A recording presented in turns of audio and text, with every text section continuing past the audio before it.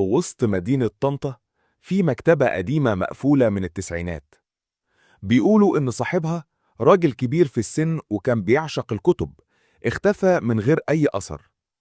بعد سنين شاب مغامر اشترى المبنى وقرر يجدده ويفتح المكتبة من تاني. وأثناء التنظيف لقوا أوضة ورا كانت مقفولة، مليان رفوف كتب تقيلة. ورا واحد من الرفوف لقوا باب صغير، ولما فتحوه كانت المفاجأة: جثة متحللة لراجل عجوز، وجنبه دفتر مذكرات كاتب فيه: أنا محبوس هنا من أقرب الناس ليا، علشان اكتشفت حاجة ما ينفعش حد يعرفها. اوعوا تفتحوا الخزانة الحديد.